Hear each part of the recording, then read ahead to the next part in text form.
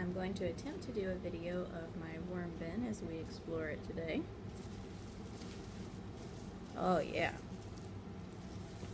You can see, I think you can see. Yep, there, right there, those guys. Camera. I think you can see. Camera seems to be having a hard time focusing on them, but there's a whole bunch of them right there. Hanging out on, looks like some scraps from my vegetable garden. I did add a burlap based on suggestions of lots of on a forum. You can see there's a guy right there hanging out in the burlap. Lots of thrips, I think that's what they're called, those little springtail guys in the burlap too.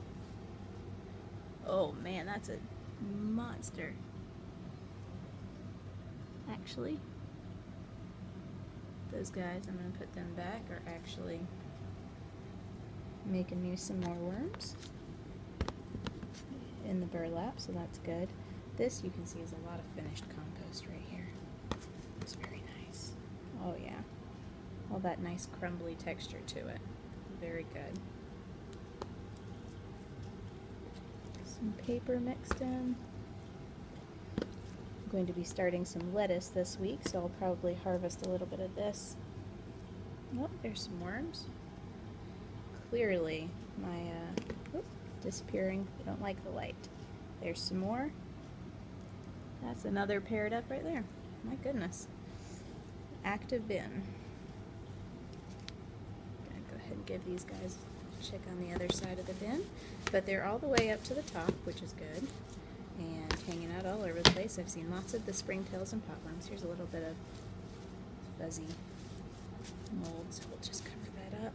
Growing on stuff. There's a whole gathering of springtails right here. And that little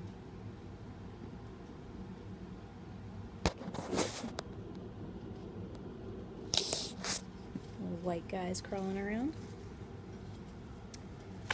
And let's see what's over on this side. They may have already disappeared since it's pretty bright. Oh, there goes a worm. Yeah, don't want to disturb them too much. There's some more fuzz. It's alright, just everything breaking down.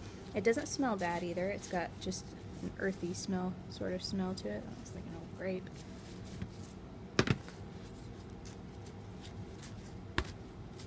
Every now and then I get that kind of compost rotting smell, so I just try to add more browns on top. You can see this really compresses down quite a bit.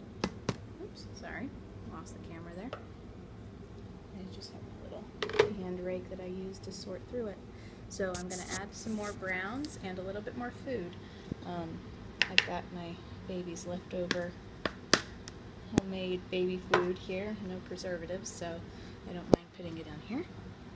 Some carrots, peas, squash, bananas.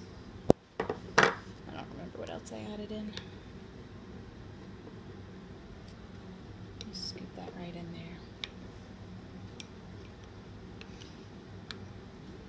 I like adding the already broken down stuff because it is available to the worms quicker than, say, a whole chunk of carrot. But the carrots, especially the ones I get from the farmer's market, I like to put the tops and the tips, and if I skin them, I put those in here. So they've got lots of good microbes already on it from having been grown in the soil.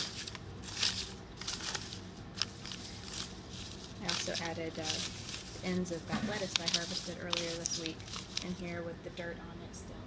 So that gives a lot of good beneficial bacteria. So this is just a old Starbucks bag.